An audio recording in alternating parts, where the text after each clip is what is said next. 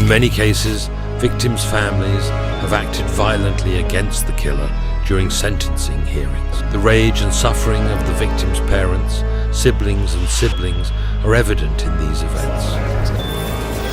A serial killer is attacked by the father of one of his victims in the court. A chaotic situation occurred when Van Terry jumped over the table to rush into Madison, causing the police to intervene. The victim's father attacked Brown in court for allegedly killing his girlfriend and 3-year-old son. He was convicted of murdering 3 women in East Cleveland, Ohio. It is believed 20 near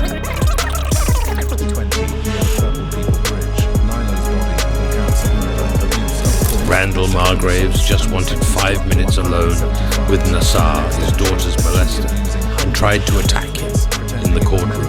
The case of Lindy Jones and Willie Clay Fields shows the intense anger of the victims' family members after hearing the testimony. Many of the victims' relatives were convicted of crimes in the courtroom.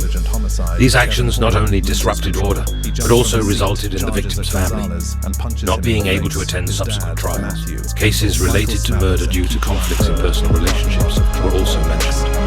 The killers face life in prison, an aggravating factors in their sentences. The courtroom clashes reflect the pain and anger of victims' families over the crimes they endured.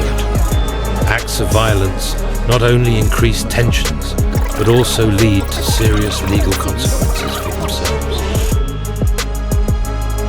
The content presents a series of murder cases involving teenagers in the United States, with specific details about each suspect and their crimes. 15-year-old opened fire at Oxford High School, Michigan on November 30th, 2021. Caused death of 4 students, sentenced to life in prison without parole. His mother and father were also charged with manslaughter for failing to take care of the gun.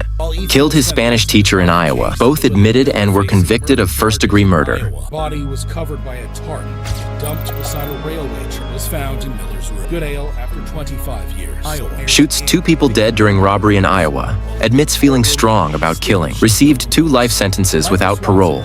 At age 13, he stabbed his mother to death after searching for information on Google about how to kill someone. Facing first-degree murder charges, 15-year-old. Shot and killed his ex-girlfriend and injured her mother. Sentenced to life in prison without the possibility of parole. Convicted of first-degree murder and sentenced to life in prison without parole. Famous for having hiccups, then participating in a robbery that resulted in the death of 1 person. These cases reflect the increase in violence among young people and the serious consequences of their actions, along with the legal system trying to deal with these difficult situations. These tragic stories suggest that education and early intervention are essential to prevent acts of violence in communities.